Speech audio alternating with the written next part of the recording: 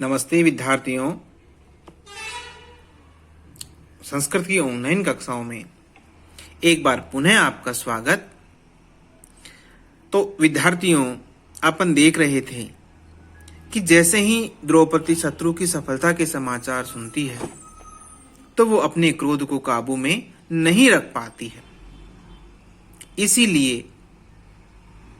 वो बोलना आरंभ करती है। अब वो क्या बोलती है तो देखिए, भवाद्रसेषु प्रमदाजनोदितं भवात्यधिक्षेप इवानुशासनं तथापि वक्तुं व्यवसायन्ति मां निरास्तनारी समया दुरादयः। इसका अन्वय देखिए, भवादृशेषु प्रमदाजनोदितम् अनुशासनम अधिक्षेप इव भवति तथापि निरस्तनारी समयः दुराधयः मां वक्तुं व्यवसाययन्ति। इसका अर्थ देखिए, भवादृशेषु, आप जैसे लोगों के विषय में, प्रमदा जन उदितम, स्त्रियों के द्वारा कहा गया, अनुशासनम, शिक्षा या उपदेश, अधिक्षेप इव, अपमान के तुल्य ही भवति यानी होता है, तथापि, फिर भी, निरस्त नारी समयः, कि नारी के सम्मान को निरस्त करने वाली या नारी जनोचित सीमाओं को निरस्त करने वाली, उनका उल्लंघन करने वाली दुराधया, तीव्र मानसिक व्यथाएं, माम, मुझको, वक्तुम, कहने के लिए, व्यवसाययन्ति, उद्यत कर रही है। इस पद्य में द्रौपदी अपनी असहनीय मानसिक पीड़ा की ओर इशारा करते हुए बताती है कि हे राजन, यद्यपि बिना मांगे परामर्श देना मेरे लिए उचित नहीं है, आप जैसे महान लोगों को आदेश देना या शिक्षा देना मेरे बस की बात नहीं है, उसके लिए मैं क्षमा याचना मांगती हूं। लेकिन फिर भी स्त्री जाति की शालीनता को नष्ट करने वाले या स्त्री जाति की मान को भंग करने वाली जो बुरी मनोव्यथाएं हैं, जो मेरे साथ दुराचार हुआ है, जो मेरे साथ अत्याचार हुआ है, वे सारी बातें मुझे कुछ कहने के लिए बाधित कर रही है या बाध्य कर रही है। अर्थात मुझे क्षमा करना, लेकिन मेरे से रहा नहीं जा रहा है। अब अगले पद्य में अपन देखते हैं कि द्रौपदी क्या कहती है। इस पद्य में द्रौपदी कह रही है, अखंड माखंडल तुल्य धाम भी स्थिरम धृता भूपति भी स्ववंशजे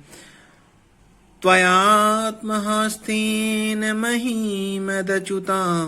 मतंगजेन स्रगमिवापवर्जिता। इसका अन्वय देखिए, अखंड आखंडल तुल्य धाम भी, स्ववंशजे भूपति भी, चिरम अखंडम, आत्महस्तेन मदच्युता मतंगजेन स्रक इव धृता मही त्वया अपवर्जिता। आखंडल तुल्य धाम भी, यानी आखंडल इंद्र का पर्यायवाची होता है, इसलिए इंद्र के समान तेजस्वी, स्ववंशजे, अपने कुल में उत्पन्न हुए, भूपति भी राजाओं के द्वारा चिरम बहुत समय तक अखंडम पूर्ण रूप से धृता धारण की गई मही पृथ्वी को त्वया मानी आपने आपके द्वारा आत्महस्तेन अपने हाथों से ही मदच्युता मदजल को बहाने वाले मतंगजेन मत वाले हाथी के समान सृग इव पुष्पमाला के समान अपवर्जिता त्याग दी गई है। इस पद्य के माध्यम से जो द्रौपदी है वो महाराज युधिष्ठिर की आलोचना करती हुई कहती है कि हे राजन, आपके जो पूर्वज थे वो तो इंद्र के समान तेजस्वी थे और आपके पूर्वज ऐसे थे कि चिरकाल तक इस संपूर्ण पृथ्वी पर राज किया है और आपको उसी राज को वो विरासत में देके गए थे। लेकिन आपने क्या किया, जो एक मतवाला हाथी होता है और मतवाले हाथी को आप माला पहनाओगे तो उस माला को जिस प्रकार वो मतवाला हाथी निकाल करके फेंक देता है, उसी प्रकार आपने भी अपने पूर्वजों के द्वारा जो कि इंद्र के समान पराक्रम वाले तेजस्वी थे उनके द्वारा विरासत में सौंपी गई जो संपत्ति थी उसको उस मतवाले हाथी के समान आपने निकाल करके फेंक दिया। अर्थात आपने स्वयं ही अपने राज्य को त्याग दिया। फिर और आगे बताती है, व्रजन्ति ते मूढधिये पराभवं भवन्ति माया विषुयेन मायिन प्रविश्य हि घ्नन्ति सटास्तथा विदान् असंव्रतांगान् निशिता इवेशवः।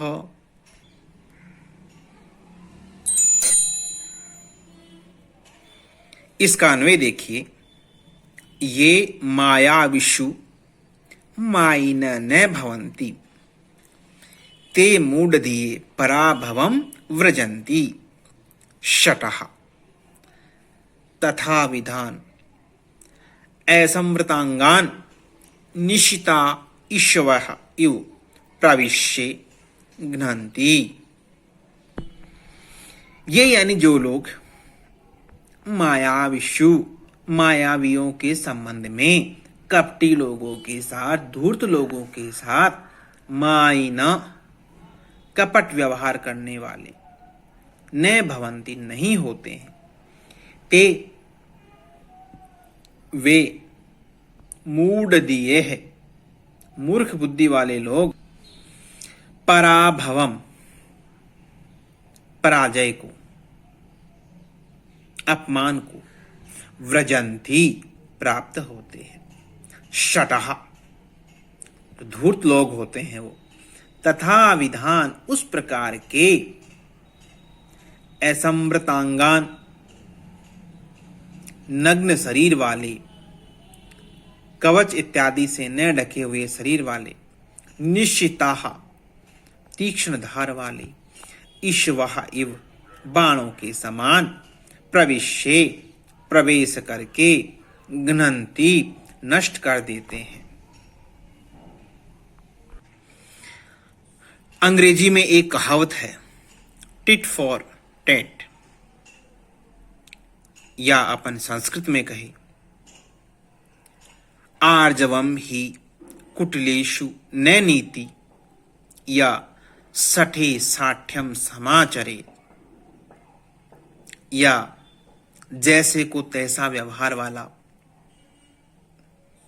तो कुछ इसी प्रकार का युधिष्ठिर को वो परामर्श देती हुई द्रौपदी कहती है कि हे राजन, जो मायावी लोगों के साथ मायावी नहीं होते, या जो कपटी लोगों के साथ या धूर्त लोगों के साथ अपना कपटपन या अपना धूर्तपन नहीं दिखाते, वे मूर्ख बुद्धि वाले लोग हमेशा पराजय को ही प्राप्त करते हैं। और ऐसे लोगों के साथ क्या होता है? जो शठ लोग हैं, जो धूर्त लोग हैं, वो ऐसे व्यक्तियों में प्रवेश करके उनके आत्मीय बन के उन्हें उसी प्रकार मार देते हैं जैसे एक बिल्कुल तीखा बाण है, वो एक नग्न शरीर वाले योद्धा के भीतर घुसकर उसको मार डालते हैं। कि जिस प्रकार किसी योद्धा ने कवच वगैरह नहीं पहन रखा हो, ऐसे नग्न शरीर वाला हो और सामने से कोई तीक्ष्ण बाण आकर के उसके शरीर में आर पार हो जाता है और वो उसी समय मृत्यु को प्राप्त हो जाता है, उसी प्रकार जो लोग कपटी लोगों के साथ कपटीपन वाला व्यवहार नहीं करते या जैसे को तैसे वाला व्यवहार नहीं करते, तो वो कपटी लोग जो हैं वो अच्छे आदमियों को या सरल इंसानों के भीतर बन घुस करके उनके आत्मीय बन के उन्हें उस तीक्ष्ण बाण के समान घुसकर मार डालते हैं। इसलिए हे राजन, आप भी अपनी इस नीति को छोड़ करके और छल कपट वाली नीति का सहारा लेकर के उस दुर्योधन को पराजित कीजिए और अपने साम्राज्य को पुनः प्राप्त करिए।